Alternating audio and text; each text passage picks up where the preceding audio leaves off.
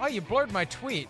I tweeted this last night after the dust settled on Baker Mayfield to the Rams on the S-T we didn't see coming bingo card for 2022. Who had, quote, Rams leave a locker for OBJ and end up with Baker Mayfield I never instead, even thought of that. That's amazing. That's amazing. It really is. It really is wild that it all shook out that way. And now we wait to see where OBJ goes, but we know where Baker Mayfield is. So today's draft, things we didn't see coming in 2022. Go. Well, I'm going to go with the first obvious one. I mean, I did not think that an ESPN analyst would be a head coach of the football team midway through the year. All right. So that's one that caught us all out of left field. We can all discuss whether they should have done it or not. I think he's done a pretty damn good job. I really do. But yeah, that was certainly one of the crazier things we've seen, all year with that move. And of all the ESPN analysts, Jeff Saturday, I mean, we probably could have come up with 10 at least more likely. Like Rex Ryan would have been the first one I thought of because he's at least been a coach before. Right. So there's probably others that we would have said, yeah, maybe him, maybe Teddy Bruschi before Jeff Saturday. Just Jeff Saturday would not have popped as one of the options, but it did. Obviously, and look, it's not like anybody expected Russell Wilson to stink. But Russell Wilson stinks this year. And I don't know why. Is it coaching? Is it him? Is it he's lost just enough mobility that he can't play like he used to? I don't know, but he's not good. He went from franchise quarterback to a guy who you could fairly ask, should he even be on the field? We never saw that coming. We assumed it would be a lot like Peyton Manning a decade ago, and it's the exact opposite. Yeah, no, you're right. No way would I have expected it. I could have understood, man, it was, a tough year. It wasn't the greatest. This has been, it's been horrible. There's no other way to say it.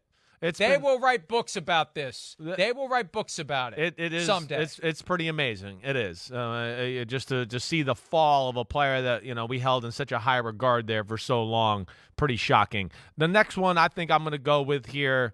I think I'm going to go to Justin Fields. I'm going to go to Justin Fields. I mean, I would have never saw this coming to the extent of what we're seeing right now. And especially forget this year. I mean, earlier this year, it was all headed in the wrong direction where we were going, I don't know. They don't even want to throw the football with them. They don't even want to do anything. They're calling things so basic. I don't think they trust them at all. And you can't trust where the ball is going to go with them. And then again, we talked about this, but that Monday night unveiling of the quarterback run, it's changed him. It's changed the team. It's changed the way he throws the football now because he's got positive things going. So now he's more confident doing that. But I never would. Justin Fields right now is looking like the greatest running quarterback we've ever seen in the history of football. I did not expect to say that at this point of the year, but that's where we are. This is Michael Vick-ish, Lamar Jackson-ish, and every bit as talented a runner. And I'm amazed by that, and that's kudos to him.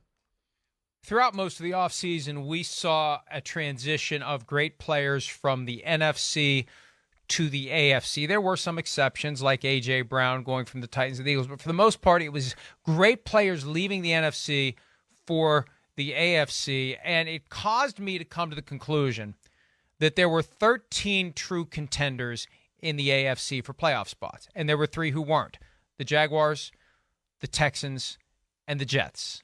Well, the Jets are playoff contenders, despite the fact that they're still as dysfunctional as ever with this whole Mike White, Zach Wilson dance. Yeah. They're still trying to be the same old Jets, and they're not, Chris. We're going to do round 3 next block, but I want to give you a chance to address that. Yeah, I mean, it is. We never saw it. I think we talked about it a ton in August, right? We were like, man, the Jets, there's some talent. We like the roster. But, man, with that schedule and having to start out with the first 4 games of the AFC North. Who did they piss off at 345 Park Right. Avenue? We said that over and over Exactly. again. We kept thinking, no, they're just not going to get those few wins under their belt to gain some steam.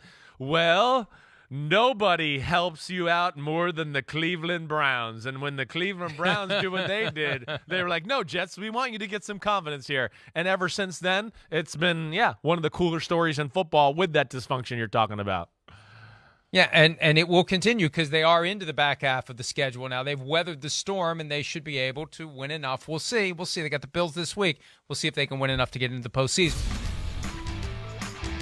All right, round 2 is done. Round 3 is coming for the things we didn't see coming this season. Chris is very happy because he just learned that Aaron Judge is staying with the New York Yankees. Yeah. People didn't see that coming. Woo! What do you got for me in round 3, Chris? That was big. I would have been mad at the Yankees if they let Aaron Judge go. Okay, I think I'm going to go with the fall of GOAT status, right?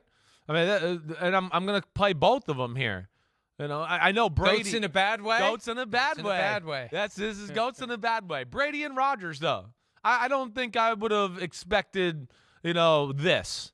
And then again, I know Tampa's still very much alive, and we had the big moment the other night. But again, I think everybody can agree for the first 55 minutes, that was pretty average to below average quarterback play. And it was amazing at the end, don't get me wrong. But I don't think any of us would have thought we would have been here at this point where it's been like every game where, whoa, can Tom Brady and the Bucs get 18 points today? I don't even know if they can get there. And same with Aaron Rodgers. And will Aaron Rodgers even throw the ball past the 10-yard mark today? I don't know. I just never would have thought some of that stuff would have, come down this way this year.